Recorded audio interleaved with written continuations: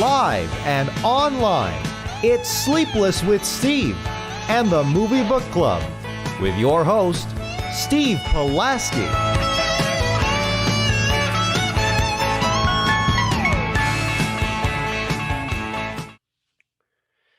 Back and better than ever live on YouTube. It is Sleepless with Steve on this St. Patrick's Day Wednesday. Happy St. Patrick's Day. I'm Irish. I am part Irish. I don't know if my co-hosts have a little Irish in them. Do you guys have any Irish in you?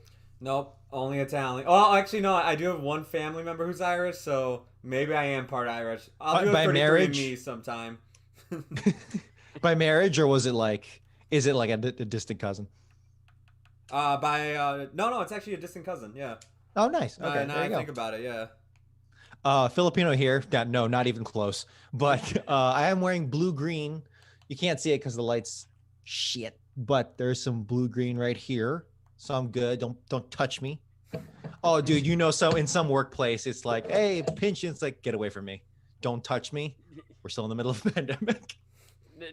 No kidding.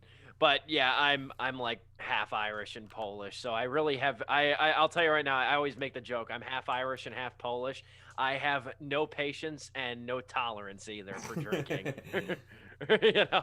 So at any rate, great show today. Great show lined up. Just two real topics that we're tackling today. Going to end the show with a review of Coming to America, the sequel to Coming to America. I hate the way they gave this movie this goddamn title. I really hate this title. They should have, I don't know what else they could have called it, but for some reason, Coming to America 2 would have been better than Coming to America.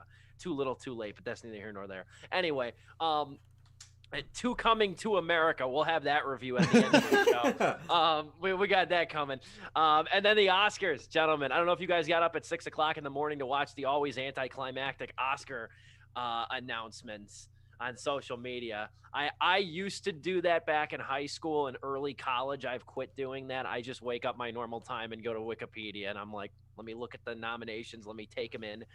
And there's going to be a lot to talk about on that front too. So we're going to spend probably the first half of the show diving into the 93rd Academy Award nominations, with the ceremony set for April 25th. And we'll probably do some other Oscar talk leading up to this in some capacity. I haven't really talked to you guys about potential of doing predictions for the top 6 categories. Maybe we'll do that at a later date, but we'll certainly recap the show though, on April 20, I want to say 8th. I want to say April 28th is going to be our recap show for the Oscars, but it's still a month and a half out. Moreover, though, I'm Steve Pulaski, joined as always by Joe Viso, repping the greatest college radio station on the planet right there, WONC, FM 89, where this show was birthed in the very wee hours of the morning. I couldn't have done it, and I still couldn't do it without these two invaluable gentlemen. Joe with a great shirt, Dominic Guanzon, 0% Irish, but 100% likable over there. Hell yeah. How are you, gentlemen? Okay. How are you, gentlemen, doing today? Doing pretty good as of now. I am lined up to get one of the vaccines. We'll see how it goes. So maybe it won't happen because, knowing how this has been going so far in Illinois, it'll just fall apart. But we'll see what happens.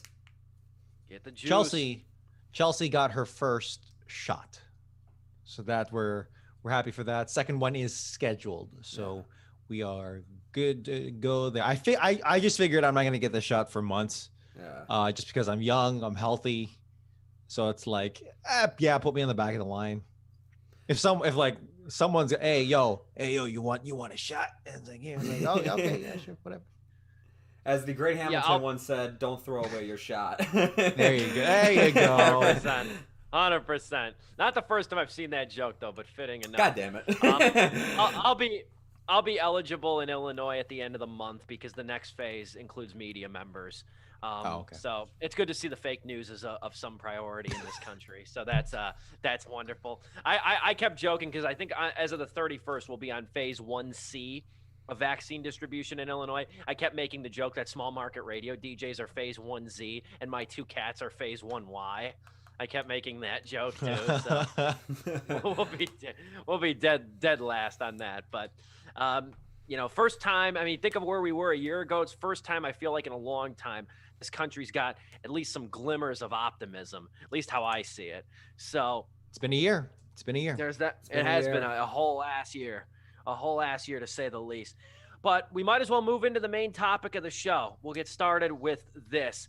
It was a cowardice display of organizational ineptitude that has permeated for 3 decades in one of the best cities in the country. Shit, never mind. I'm talking about the Bears free agency plan. That's wrong. Excuse I was me on that. wondering. That's my ball. That's my bad. I'm still seething over the red. I'm seeing red over the red rifle over here in Chicago. Don't mind me. But anyway, if you know, you know. We'll get started though with the real topic of the show today. You saw Oscars So Diverse, hashtag Oscars So Diverse trending for a couple hours Monday morning on Twitter. And that's a far cry from what it's been for the last couple of years, when you could pretty much assume the lack of diversity in the Oscar nominations would bring social media ire. And Oscars So White would be trending for hours upon end. But for the first time in many years, I'll say this. It feels like the Oscars got a lot of things right. There's still questionable snubs. There's one in particular I can't get over, and I can't wrap my head around. We'll get to that when we talk about kind of a breakdowns of how we're going to address, the nominees that stuck out to us. Talk about that later. And then there's still some funky classifications for lead versus supporting actor. I made the joke to you guys. I guess Chicago is the lead actor of Judas and the Black Messiah. Yeah. Because Daniel Kaluuya and Lakeith Stanfield are both nominated for Best Supporting Actor. I don't know how they divvied that up or what the hell justification that comes with, but I'll still sleep at night. But it feels less so this year, the nitpicking, the bitching, even for me. I when I woke up and I was reading the nominations on Monday morning, I was nodding and I'm talking to myself and I'm like, I like a lot of this. It's not perfect. No Oscars is ever going to be. It's the first time in a long time, though. I don't feel like I have to complain a lot. And we kind of talked about this earlier, too, or a couple shows ago. We were saying that this last year, this big year that we had, there were so many different platforms, so many different movies, and it wasn't like the movies that had maybe a diverse cast or focused on the Asian experience or the Black experience or the woman experience or whatever. It's not like these movies were niche. These were among the highest rated, most popular movies of 2020. So it wasn't like we were digging beneath the surface and like they got to nominate, I don't know, Andrew On's Driveways or something. I wish they did, but they didn't. But it wasn't like that. These were some of the best movies of the year categorically. So maybe you could nitpick on that as much as you want, but I still feel like this was a very significant crop of Oscar nominees and a very diverse group nonetheless. We have our first Muslim Best Actor nomination with Riz Ahmed for Sound of Metal. We have our first Asian American Best Actor nomination with Stephen Yeun. For Minari, we have 2 women, 2 females up for Best Director in Emerald Fennell. And why am I blanking on the other one over here? Chloe Zhao. Chloe Zhao for Nomadland. I had the ballot buried over here. We had Viola Davis breaking records, 4 nominees. Nice. For acting nominees. So she's nominated once again, unsurprisingly, for the role of Ma Rainey in Ma Rainey's Black Bottom. And a handful of great films getting their dues all around. The last tidbit of information I'll point out before I throw it over to you guys, your just general reactions to the Oscar nominations. Glenn Close. Let me say this. Glenn Close nominated for an Oscar for Best Supporting Actress for Hillbilly Elegy. Also nominated for a Razzie. The same performance, Hillbilly Elegy. She got an Oscar nomination. And she got a Razzie nomination. The Razzie nomination's bullshit. As flawed as Hillbilly Elegy is, the Razzie nom is bullshit. I agree. Yeah. Let me start by saying that is bullshit. Razzie nomination. You can question maybe Best Supporting Actress, and really just the rest of that film kind of weighs down her performance. But like her performance is a standout in that movie. I don't think she should win it, but like it is a bright spot in that film. That one that I thoroughly did enjoy because she was fierce in that movie. She was she was the rock and the anchor for not just for the characters, but just literally the movie itself. I'm like, yeah, sure, but I want to see Glenn Close lay down the law, and that was hands that was down the pretty best tough. part of that movie. We hands all down the best part. We all agreed that like the last like 20 to 30 minutes of that movie should have been the like majority of that film, where she actually like gets on that kid's ass and like fixes his issues that he's Which is having. cliche, but like It was working. yeah, exactly. But in any case, focusing on the positives for just a moment, because I do have there are some notable things I'm sure we'll all bring up. But yeah, no, I do want to go off the positivity vibes that yes, this really is such a far cry from that Oscars. All the Oscars so white and all that stuff, which. Man, yeah, dude, there really was a time where not a single in the 2000s, right? Not a single black person was nominated for anything. yeah. I don't know, maybe there was a technical award, but at least for all the major categories, right? All the acting categories, like what the hell is going on here? But the one noticeable thing here that I do for director, yes, the two women that were nominated. Although I feel like everything's gonna go to Mank in the same way everyone thought La La Land was gonna sweep everything there, but I am very excited for Emerald Fennell's Promising Young Woman, because every week that passes, I just keep looking more and more fondly on that movie, and I really do want to watch it a second time. Although Chloe, I have not watched Nomad Lab, but she did win the Golden Globe, which is independent, but it goes to show that she is a front runner, and she is nothing to bark at. That is on Hulu, correct? Stop if it. I'm not mistaken. Yes. Okay, thank you. Yep. Yeah. So actor in a leading role, it really sucks for everyone else.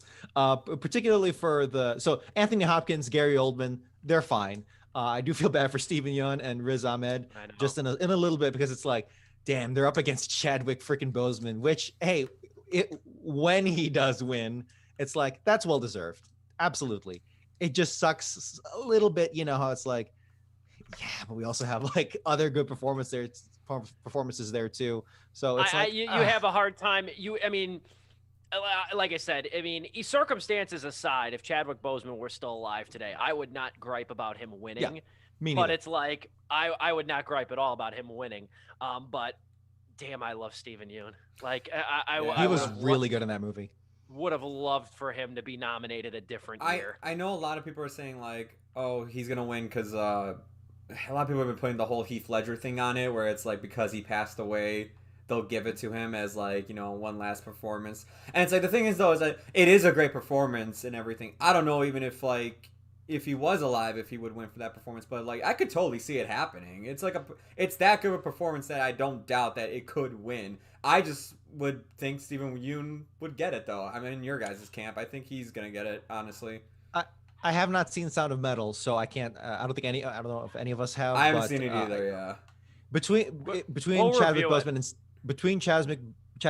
and Steven Yeun, if Chadwick was still alive, which of course we should judge it on, just the acting alone, I would give it to Steven Yeun, just because I don't know. As much as I did love Boseman's performance in Ma Rainey, I personally appreciate a subtlety, right? A burning subtlety that just hits me more and more. And that's so much of Minari. Minari Up and Down is just burning subtlety that, by the time you get to the end of the movie, it's like, holy shit, how did this affect me? When you get to the end of Ma Rainey, it's like, wow, that really affected me. But yeah, no shit. It's just really intense, really upfront, really, and all that, which is great. But just something about subtlety that can take me to the same place while not being obvious about it is so much more impressive. And I think if the Academy does do it with Steven Yeun in that case, that would probably be the reasoning. Either way, Twitter is going to be a bitch. Screw Twitter ahead of time. Just when the award goes out, screw Twitter. It's like, just whatever. It's a shitty situation. Maybe there'll be a tie and they both win. That would be bullshit too, though. Yeah, that'd be crap. Yeah. Here's what I'll say. I don't want to make it all about this, but let me say this. Yeah. If here's how I, and this is kind of a really terrible way to commodify this, but I'll say this much, is that if Chadwick Boseman were still alive today, I could see him getting the nomination and winning for Ma Rainey's Black Bottom.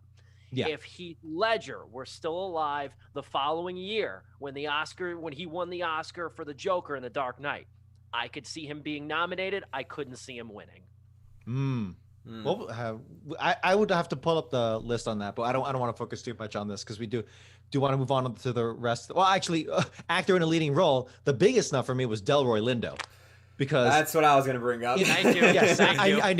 I knew it. Yeah, because it's like if Glenn Close can be the highlight of a film that's kind of lacking in other parts, but still get nominated, hell yes, Delroy Lindo. And I like The Five Bloods more than Hillbilly Elegy. So it's like, damn, how Everybody did should like The Five Bloods more than Hillbilly Elegy. I agree, but like, damn, dude, those monologues were so good. I mean, yeah, if Chadwick Boseman's nominated for an intense, for intense monologuing, intense, everything in that movie, then hell yeah, Delroy Lindo should have gotten his just due in this one too. I don't know if he's ever been nominated before. I know he's a staple in so many of Spike Lee's movies, and personally, I'm not even that well versed in his filmography at all. But god damn, he really did earn it. I honestly thought Five Bloods got gypped. Five Bloods got gypped. Yeah, that's what I was gonna say. The only thing I got nominated, and I accidentally showed it on the screen of me doing Control F, finding it on the page, just to make sure it was just original score. That's it. And I'm just like, are you kidding me? Not even writing, directing, nothing. And I was always afraid when we reviewed this. I'm pretty sure I said this, that it's coming out so early in the year. I'm afraid it's gonna be forgotten, despite the fact it came out at a time where, we had the Black Lives Matter movement happening, we had the George Floyd protests going on, and this film came in, and it's like, once again, just kind of circling around all of that stuff as well, and it just got left behind. Nobody's remembering this movie, it seems like, at the Academy. Yeah, it's. You're pretty much spot on that reasoning alone. I do think that if there was something else it could have been nominated for, it probably should be what it is nominated for, because just those Marvin Gaye moments, right, where it's just Marvin Gaye singing alone the lyrics, which is kind of a cheap trick in and of itself. Whenever a vocalist is singing without their backing track, it's like, damn it, that's a good trick, and it gets me every damn time. But it works, particularly in the, Marvin Gaye's most powerful song, in my opinion. Yeah. One of his finest works, certainly finest album. Yeah, go ahead. Let me add on here, because I think we're all in agreement that Delroy Lindo is the biggest snub here. Yeah. I think unequivocally the biggest snub. But I asked you guys, and we're gonna go around. I'll go last. I'll get Joe first on this, because I told you guys to pick your biggest snub, pick the person you're happiest for, the nominee you're happiest for, and what you would want to win Best Picture. Your pick for Best Picture. Joe, you've talked the least of the three of us to start the show. I'm gonna start with you. You can give, like I said, you can give all three a little explanation too. Well, okay, like I said, the biggest snub for me is Delroy Lindo, in my opinion. I thought the guy killed it in that film, and the fact that he's not being nominated at all, I think is just kind of some BS. I mean, just the film overall, to me, I think not being nominated is the biggest snub. If I had to choose another one, God, I really wanted to see more from I had it on my top 5 list. Promising Young Woman. Promising Young Woman. No, it wasn't that one. Oh my God. Maybe Scoob? it'll come back to me. No, not Scoob. Never. No. Bad Boys for Life. Bad Boys for Life. Yeah. Borat 2. Borat 2. Yes. I wanted to see more of from that film. I mean, it got Best Actress, and I was happy to see that. Supporting actress, yeah. Maria Baklova. I was happy to see that. It got Best Adapted Screenplay, which we had a whole discussion about in the chat, like, how the hell does that work? But I was kind of bummed out that, like, Sacha Baron Cohen didn't get something either, because I thought he was really good in that film.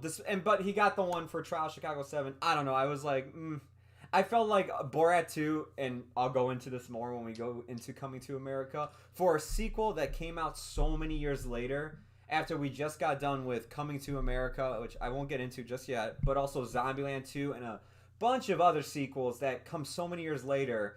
I was like, you know what? Like, rethinking that, it's probably one of the best sequels we've gotten in a long time to anything, really. It really went above and beyond of what it had to do.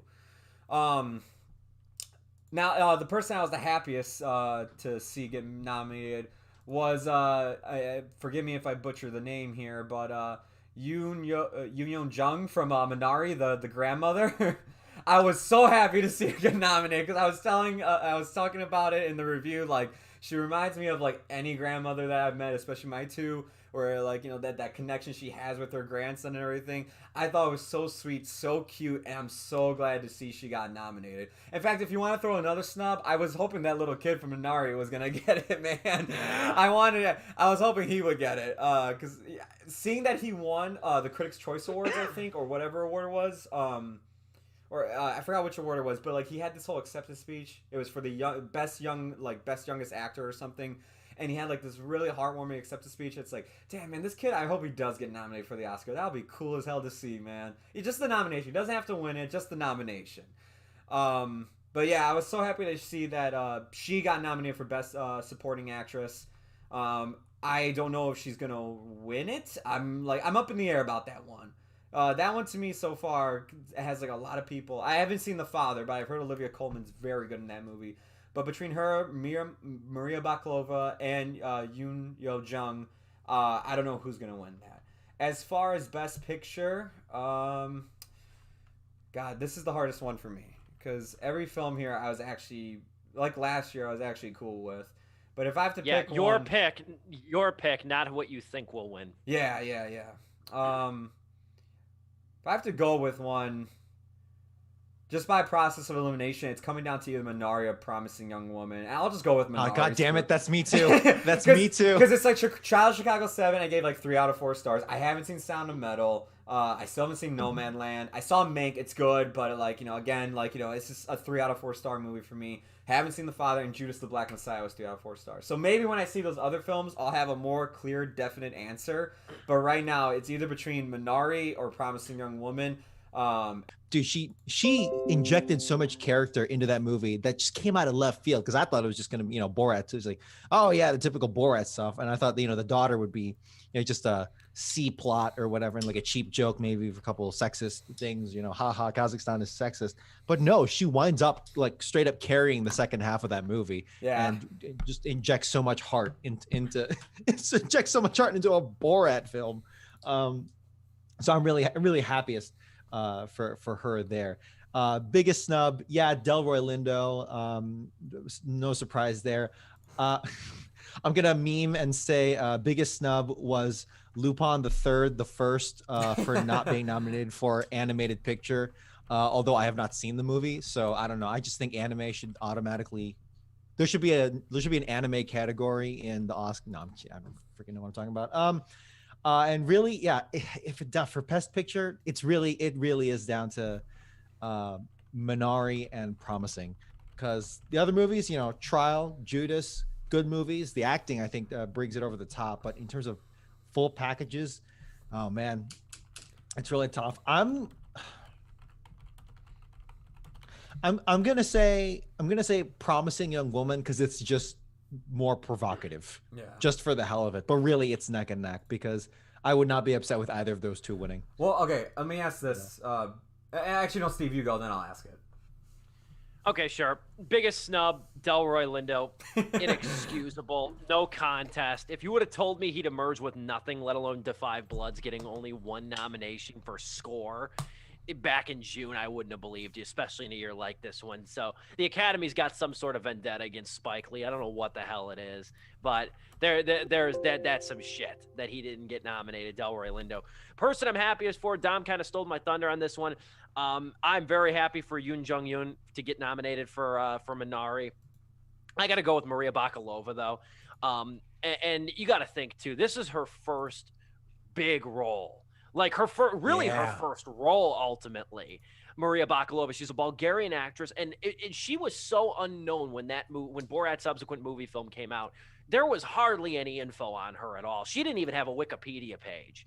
like nobody knew who she was, and she came on and just stole the show. I think I hope what happened to Barkat Abdi, who got nominated for Captain Phillips, I hope that doesn't happen to her. Yeah. Because he never really went on to do anything else. The good news is, and I found this out on Monday, she found out, Bakalova found out she was nominated for an Oscar. She's in the middle of shooting a new Judd Apatow movie.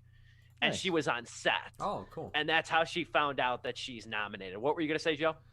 The thing I was gonna bring up, like the question that I had for you, but then I said you can go first. Oh, I thought you were gonna chime in. No. I'll just finish up. What happened was like not Discord. God, I keep saying Discord. Zoom was lagging, and like you guys were frozen. I'm like, oh, you got to be kidding me. And then like as soon as I said that, you guys came back. Yeah, you were frozen on my end too, but we're making it work here. We'll take an intermission in a couple. But the last one I'll say though, I'm also very happy for Carey Mulligan. But my best picture choice, it's really Minari. It's Minari by a good margin, in my opinion. I would say second would probably be Nomadland for me. I have yet to see The Father, and I have yet to see Sound of Metal. That will change by the time the Oscars come. I also need to see another round too, which I know Joe sung the praises for. And it was that's the other person I was happy for was Thomas Vindenberg getting nominated for directing.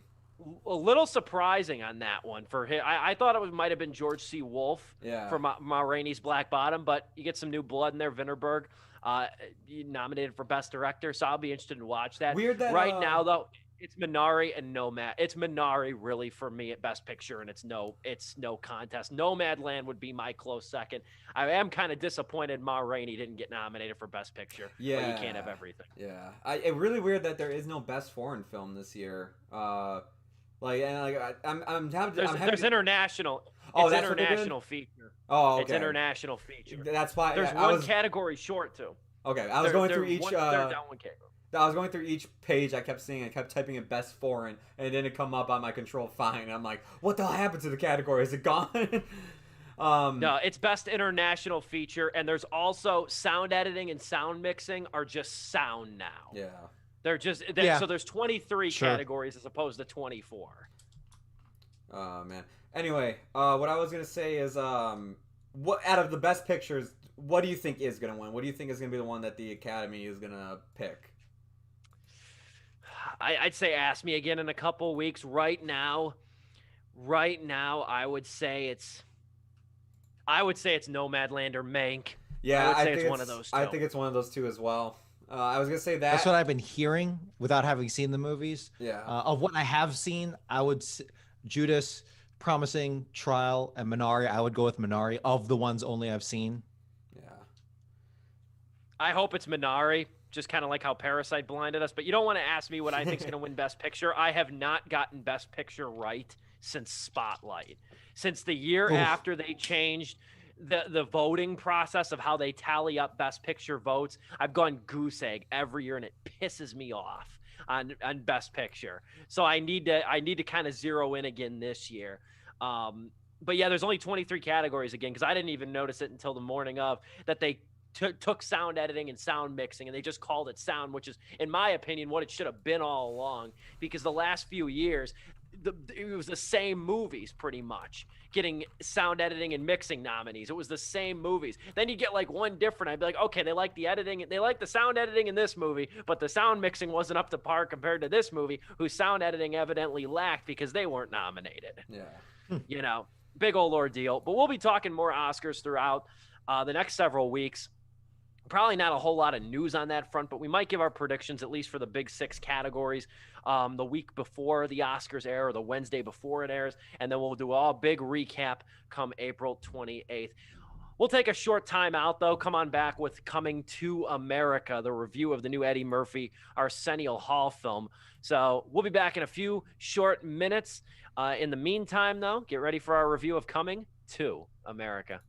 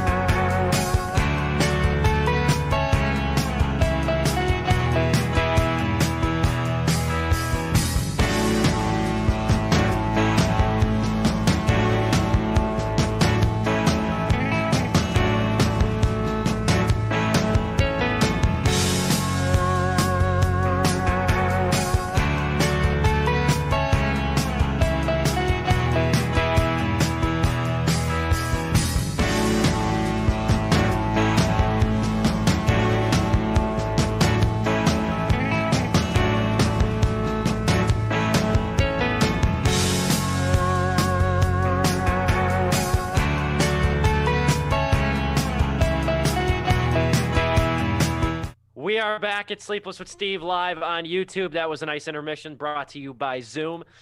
We are back now, and we are ready to tackle Coming to America, the long-awaited question mark sequel to the Eddie Murphy comedy classic, which, fun fact, none of us had seen until just a few days ago. I watched it a couple weeks ago when Coming to America was set to come out. I watched it. I'd never seen it before. I know you guys said you hadn't either.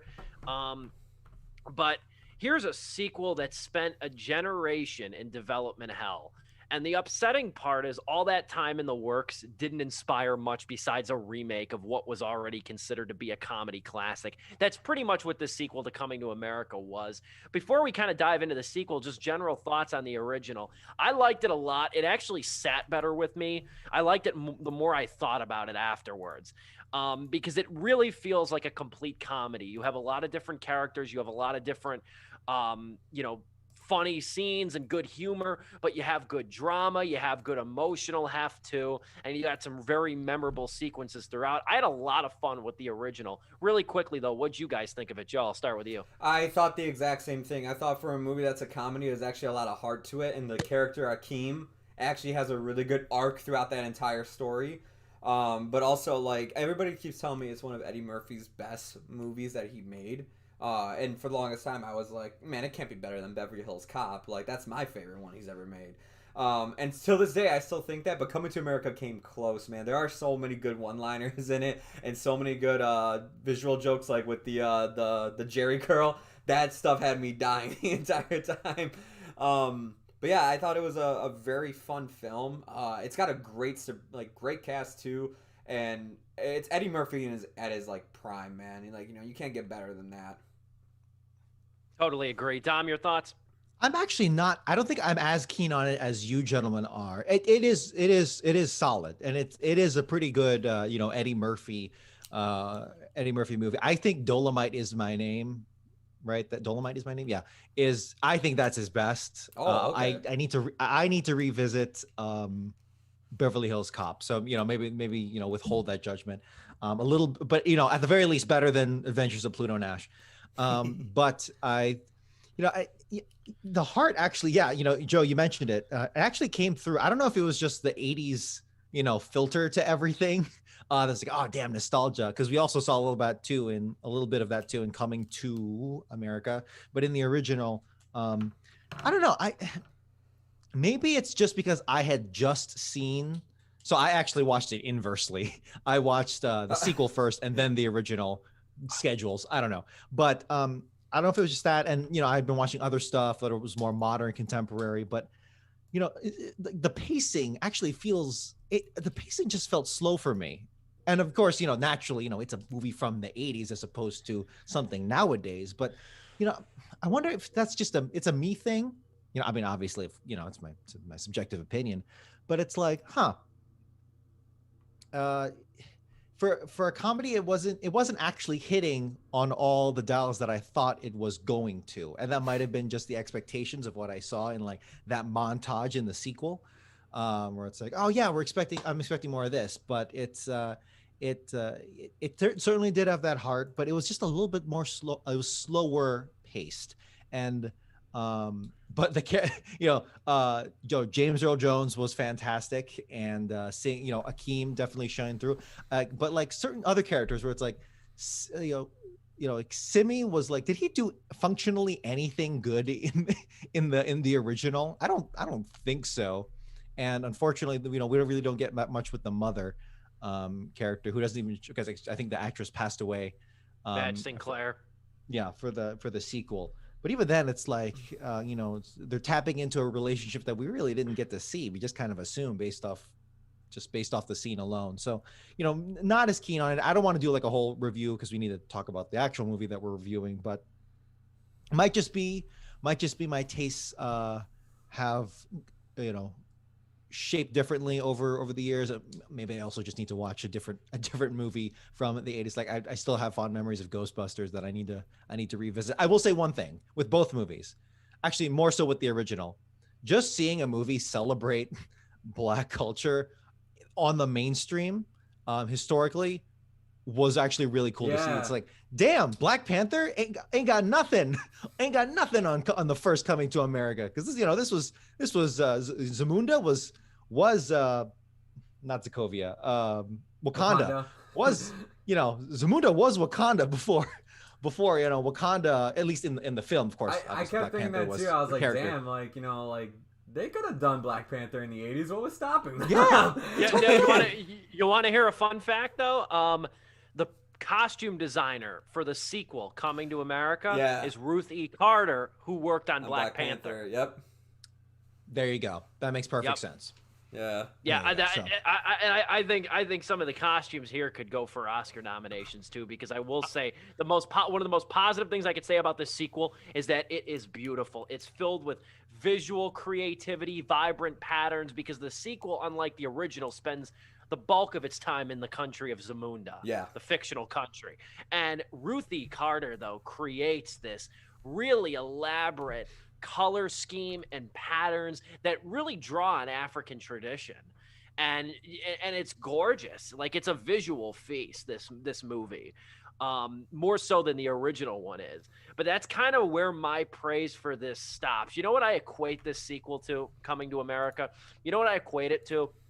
This sequel is the equivalent of one of those crappy sitcom reunions where the gang gets back together. Nobody's really into it. Everybody's moved on, or there's like a couple actors who have made this their entire lives, never really got another shot or anything like that. There's a couple actors who are like, this is all we have. Then there's these other actors who have moved on to greater and better things, and they come back, they yuck it up.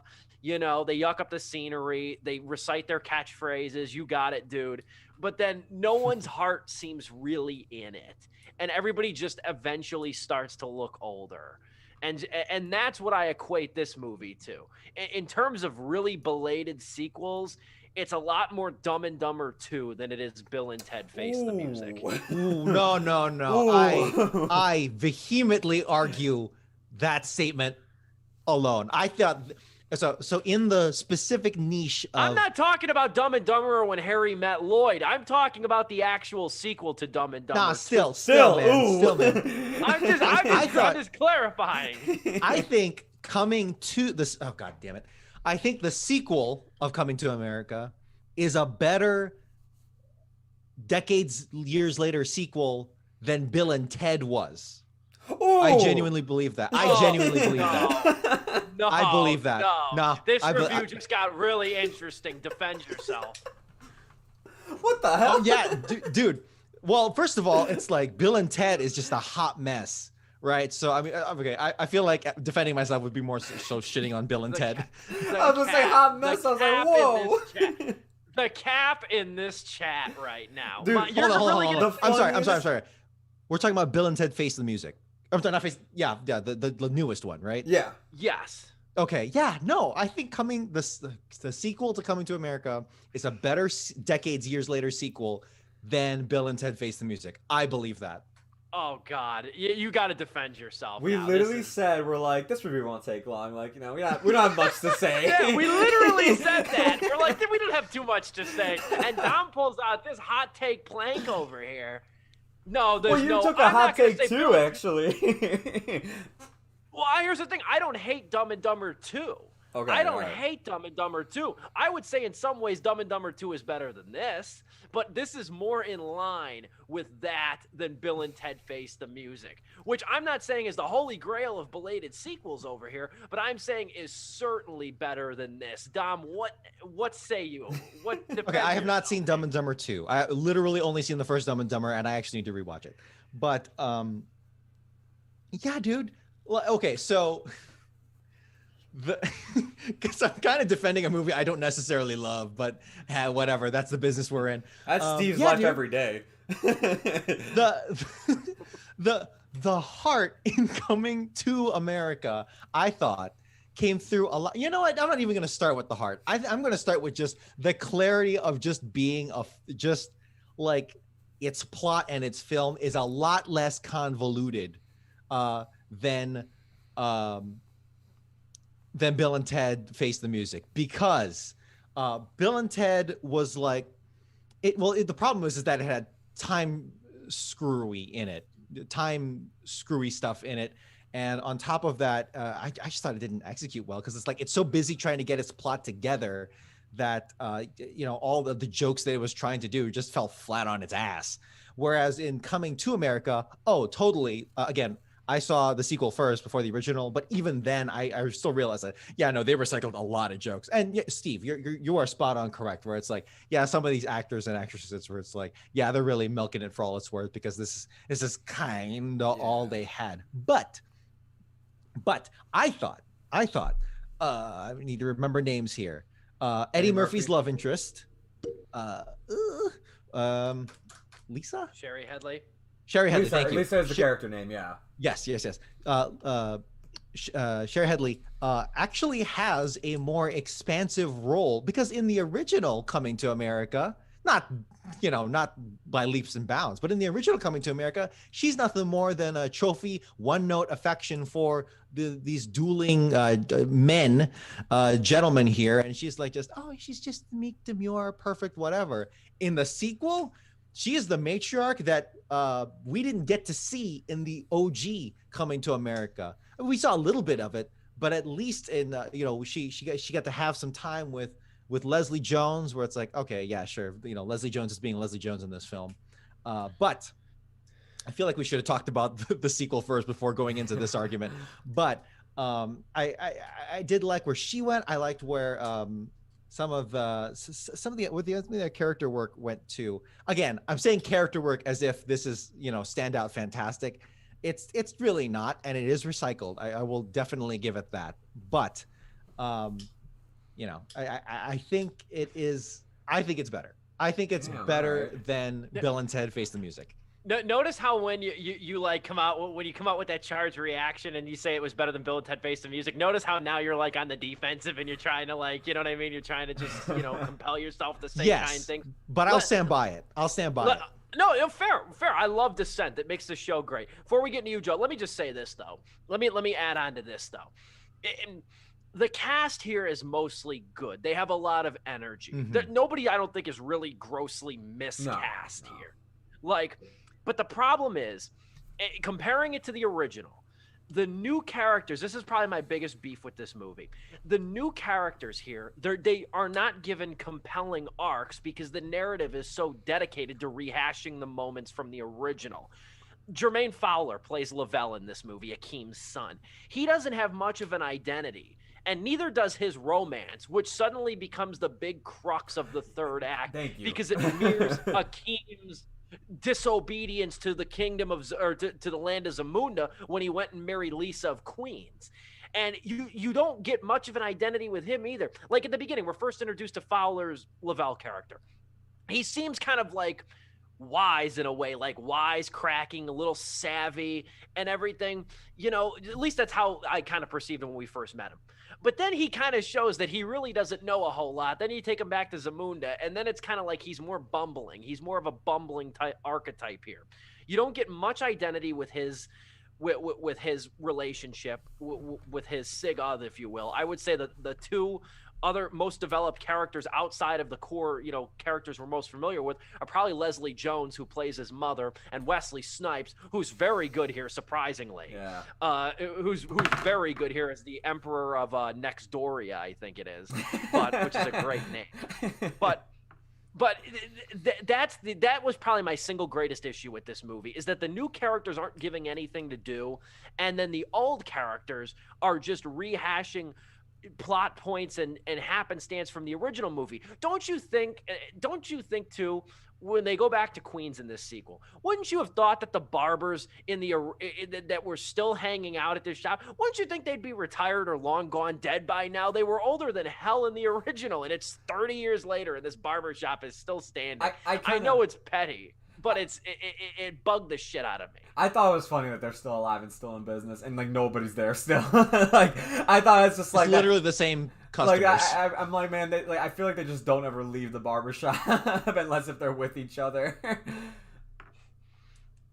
Joe, you can chime in with your thoughts. Here, I'll put in my take, and maybe somebody will disagree with me, and then we'll just have 3 different takes on what we think is a bad sequel that comes out 10 years later. For me, this I don't think Steve, what was yours about Dumb and Dumber? Like, you think it's worse than that? It's been years since I've seen Dumb and Dumber 2. Dumb and Dumber 2 was not very good. Yeah. But I think I laughed more in that movie than this. All right.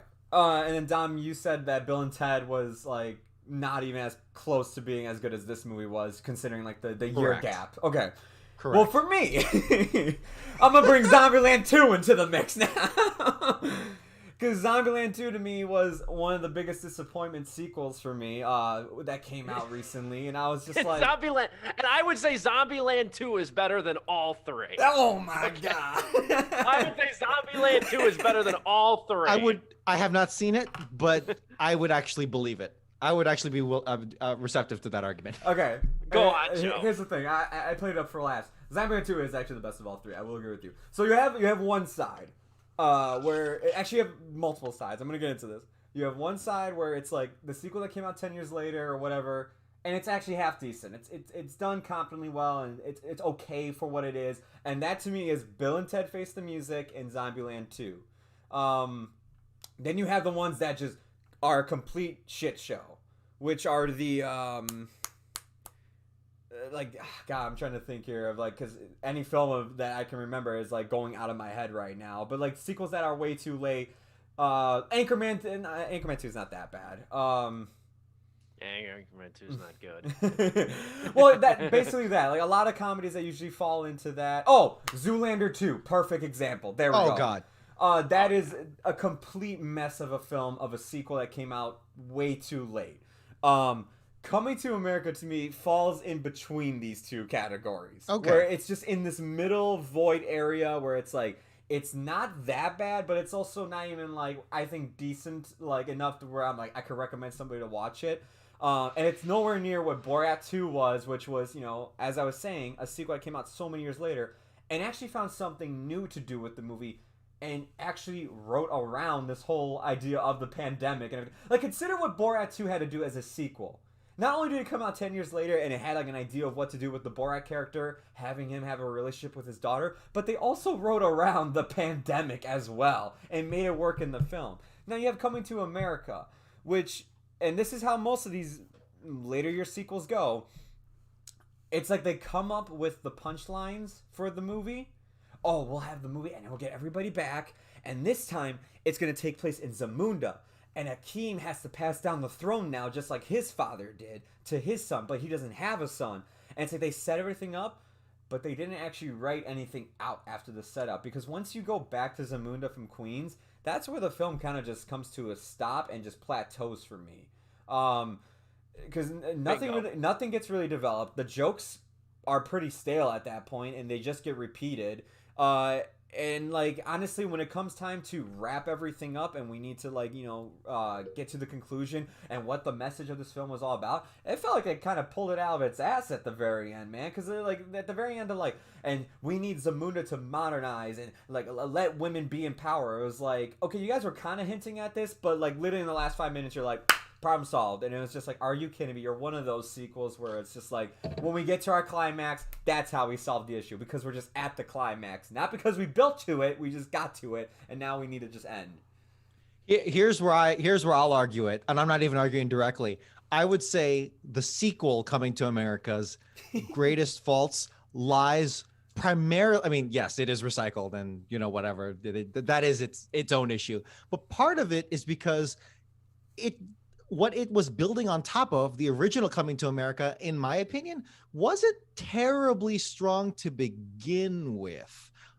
My favorite parts of the original Coming to America is its aesthetic, and really a lot of its heart, and then you know, just the relationship between father and son, and just Eddie Murphy's natural charm. Now you pull away from Eddie Murphy's natural charm, and also his charm is kind of it wasn't as strong as it was in the 80s, because I mean, goddamn, Eddie Murphy was a good looking dude back then.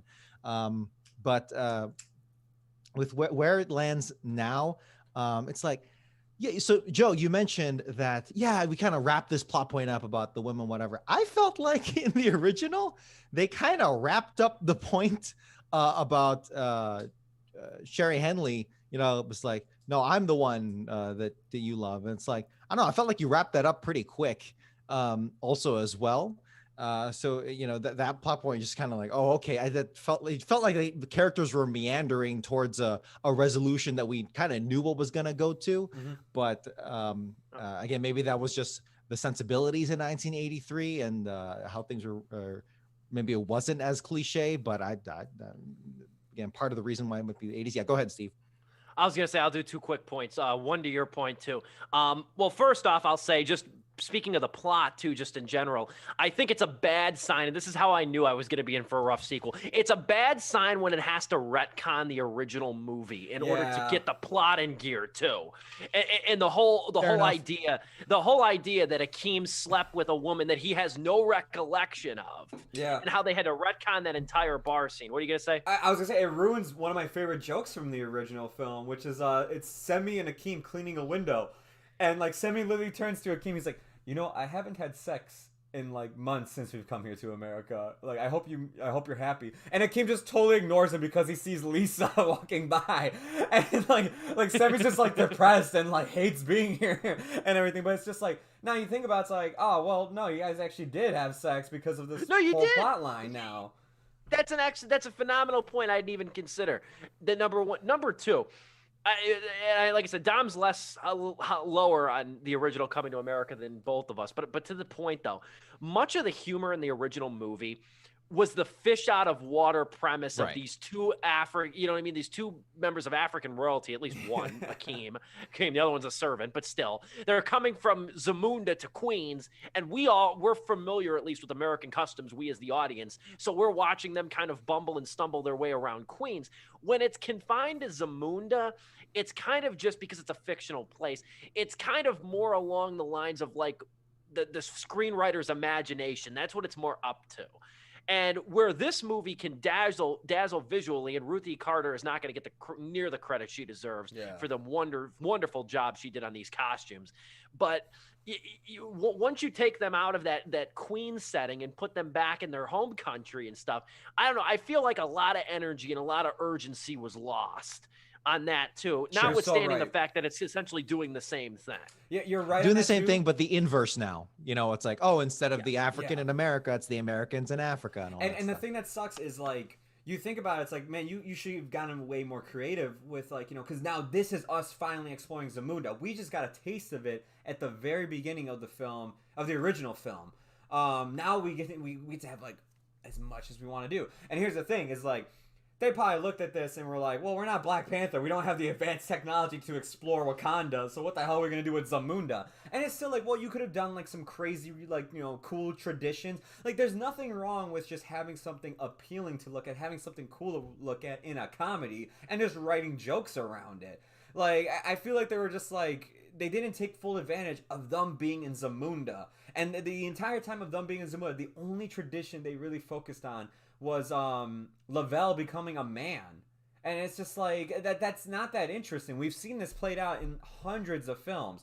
It was more plot device than anything. Yeah, especially when Lavelle is as bland as he is. Exactly. And like, I'm not like, the actor did fine. I think everybody in this movie, as we said earlier, I think they're all fine. It's just the newer characters, other than Wesley Snipes' character and Leslie Jones, who I think was just ad-libbing her best. Like, I mean, like, she like is actually like pretty good in this movie with her ad-libs as well. Everybody else just comes off flat or uninteresting, especially Akeem's kids, which, I thought would be like way more interesting to like learn about. But what I was gonna say is like, the only thing we see of really Zamunda's traditions that's new is this whole becoming a man thing. And the only thing that like they do is they play up this stupid lion joke for the longest time. He has to steal a whisker from a lion, and it takes like 20 minutes of the film to get to this point. And it's not even that funny. It's not even that engaging. And then you get a dick joke at the very end to wrap up the whole thing. And it's just like, man, like, was this that really whole worth lion setup is where it lost me. Yeah, that that's whole where lion setup. It plateaus right there for me as well. Like, I was just like, you guys should have gotten way more creative. And it would have been fine if we got to see cooler things. Like, honestly, one of my favorite moments of the original Coming to America is when they present Akeem his first bride, and they have that dance, and I'm like, that dance was actually pretty cool to see, and they didn't do any jokes. It was just actually cool to see. And it's just like, you could have played it. I really think if you played more around the tradition of women in Zamunda rather than this guy becoming like a man, I think you probably would have had a better sequel. You had much better material to work with, and you would have had the modern people from Brooklyn coming in being like, no, like in America, women are doing this now. They're actually doing this.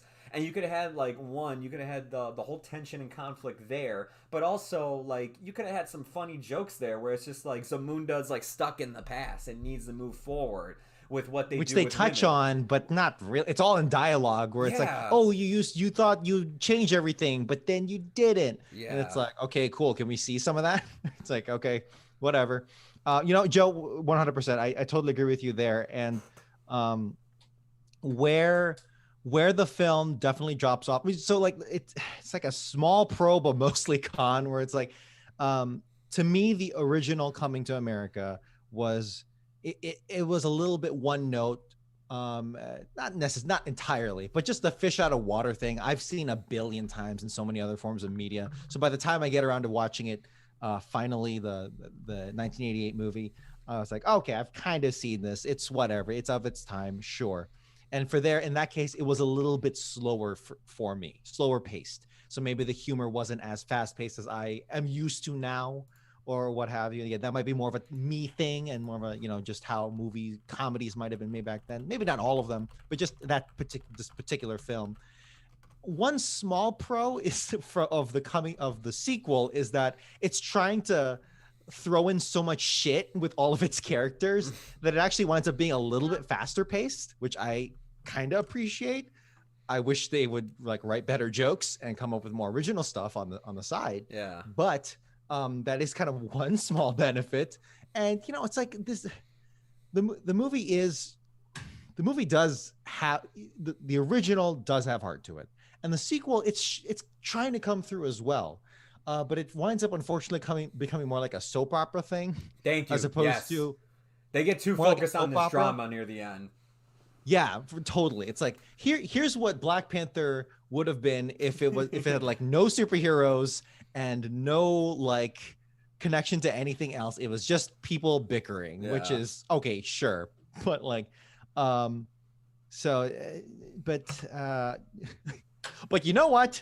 At least when Coming to America is recycling its jokes, it has that somewhat entertaining soap opera thing to fall back on, whereas Bill and Ted's Face the Music, it's Bill and Ted, it was trying to recycle the exact same plot as before, but it's like not doing as good of a job because you have Bill and Ted trying to do their thing, and then like the daughters trying to literally do the same this first movie again, but no room for jokes, no room for any of the character development or heart in it. It's literally just carbon copies of Keanu Reeves and not Keanu Reeves, but with different musical characters. So it sucks. It sucks. It's a worse movie. The cap in this chat. But anyway, no, you know what I'll say before we move into star ratings too, because this went a lot longer than I thought it would. I'll say this though, because this is I speak more in line with Joe and I and how we feel on this, because I think it's nothing. It's just ancillary. It's just something I noticed. Neither you nor I I don't get it from your critiques of it and everything. Neither you nor I. This isn't going to end up Coming to America is not going to end up on our worst list of the year. No, know, it's not going to touch it. It's not. It's not a bad movie. We're speaking like, I feel like Joe and I too, and to you to some degree, Dom, we're speaking from like a place of disappointment. They had 30 years to come up with something with this movie, and this is what we got. It's regurgitated. It just feels uninspired, and it's what we got isn't bad. It's just very disappointing compared to the wealth of material that could have been explored with being in Zamunda as opposed to back in America. But then they even wind up going back to America in the early part of the movie. If Coming to America, the original, was a full course meal, in my opinion, of amiable humor, human drama, and an engaging plot, then Coming to America, the sequel, is 3-day-old leftovers by comparison. It should have been far better and far more polished than it is. And for me, it's 2 stars. Joe, you want to take it, and then Dom, you'll send us home. Yeah, sure. I'll go next then. Hold on a second. I was just on Google Chrome pulling up some stuff. For me, like, yeah, I kind of fall more in where Steve's at.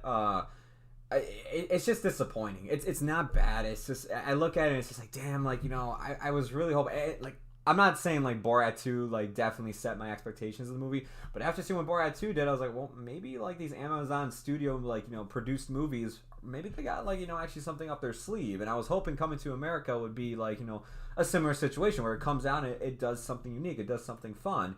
But no, this kind of just falls into the disappointment category for me, where like, you know, a lot of other long-awaited sequels come, where like, you know, we got stuff like the fourth Indiana Jones movie, Tron Legacy, Terminator, you know, stuff like that. It doesn't join the ranks of like the better ones, Mad Max Fury Road, The Incredibles 2, like, you know, stuff that we waited years to see, and like it comes out and like.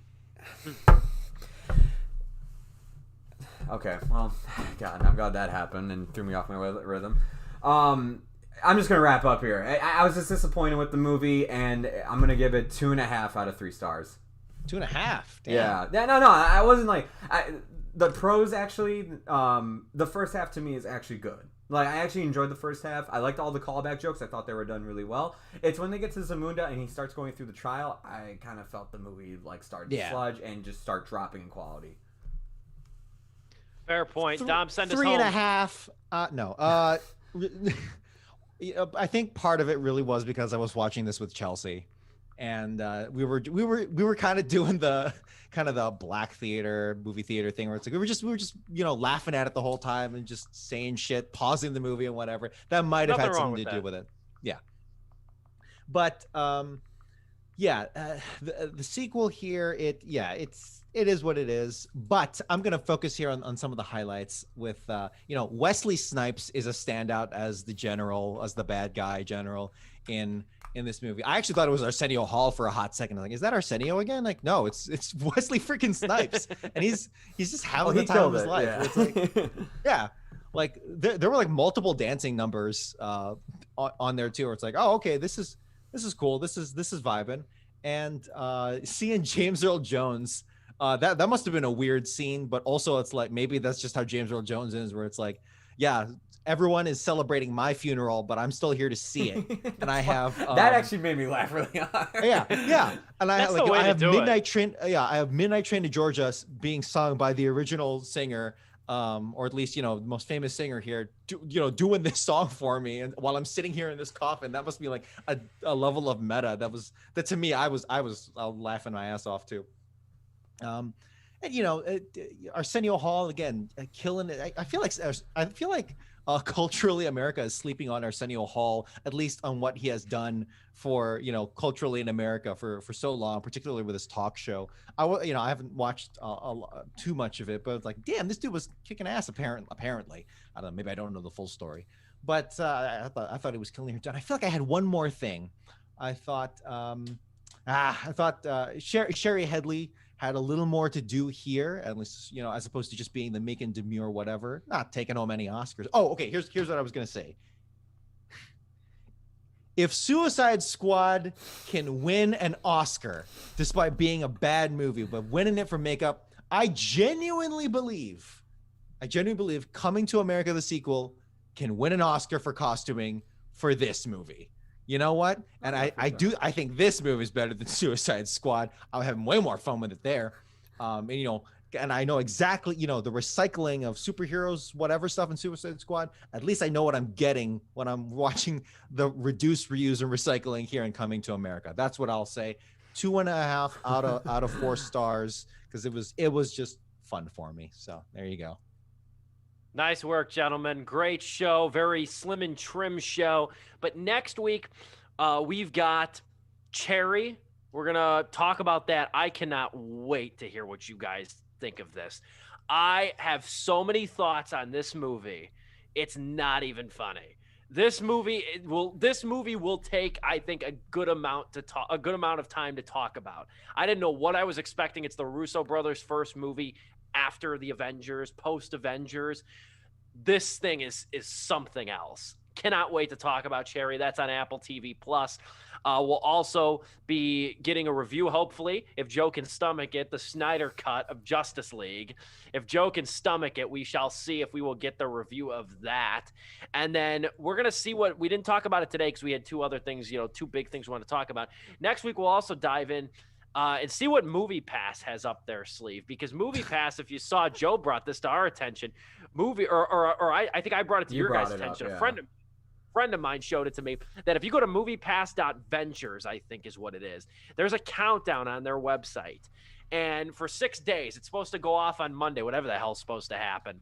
But this is interesting. I figured like it wasn't worth talking about today because it's all speculation. There's been no formal announcement. There's not even really any clarity of who's running Movie Pass at this time. So this will be interesting to kind of piece together, I think, next week. We'll have all that and more next week, though, on Sleepless with Steve. We come to you live and in living color every Wednesday evening, 8 o'clock Central Time, coast to coast, border to border. We're always talking movies. We're always giving you the skinny on new movies and also giving you the news and also talking the Oscars, as was pertinent today. Enjoy the rest of your St. Patrick's Day. Don't eat and drink too much. It's still a Wednesday at the end of the day. I'm Steve Pulaski. Joe Viso repping the greatest college radio station on the planet. Dominic Guanzon in that blue polo. We'll be back next week with some more reviews on Sleepless with Steve.